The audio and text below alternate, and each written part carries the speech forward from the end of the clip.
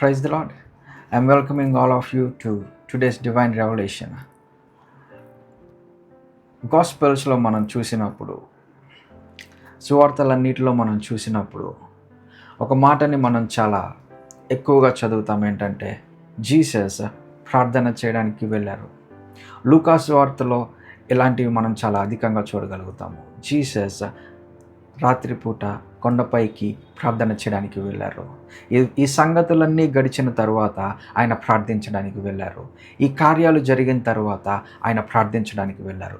ఇలాంటి రకాలైన పదాలని మనం చాలా ఫ్రీక్వెంట్గా చూస్తాము ఈ గాస్పెల్స్లో, especially in the gospel of Luke.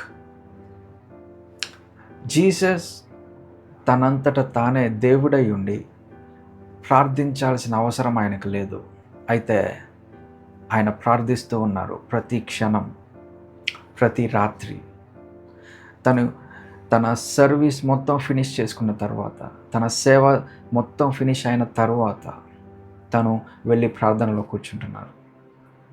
తను చేయాల్సిన కార్యాలు ముగిసిన తరువాత ఆయన వెళ్ళి ప్రార్థిస్తూ ఉన్నారు. అయితే ఆయన మనకి తెలియజేస్తుంది ఏంటి? జీసస్ లైఫ్ ద్వారా మనం తెలుసుకునేది ఏంటంటే, దీని ద్వారా ప్రార్థన అనేది ఒక basic need for a Christian. Jesus దేవుడై ఉండి చేయాల్సిన అవసరం లేదు, కానీ ఆయన మనకి ఒక ఎగ్జాంపుల్ లాగా చూపించారు. ఆయనే ప్రార్థన చేసినప్పుడు నీకు నాకు ఆ ప్రార్థన ఎంతో ముఖ్యమైనది అండ్ ఈవెన్ ఎంతో విలువైనది. ఎప్పుడైతే మనం ప్రార్థిస్తామో అది మన ఆశల్ని తీరుస్తుంది, మనం ఏం అడుగుతామో అది నెరవేరుతుంది. అది కాదు, that is not the purpose of prayer. Actually the real purpose of prayer is a connection between you and God.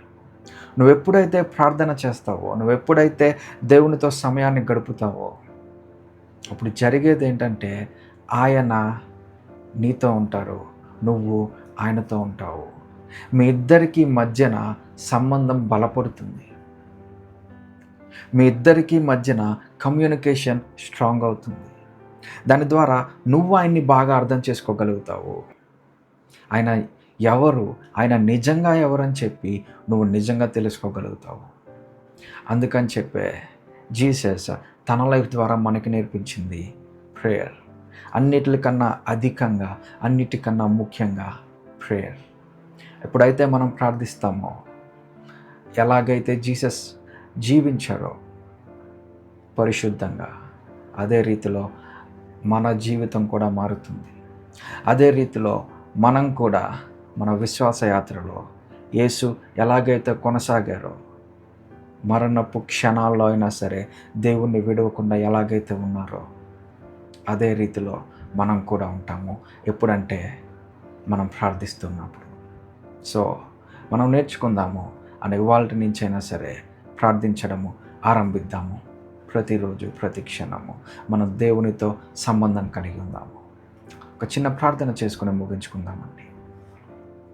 ప్రభువా, నీకు స్తోత్రమయ్యా, ఇచ్చిన ఈ మాటకై నీకు స్తోత్రం. Thank you for this revolution lord.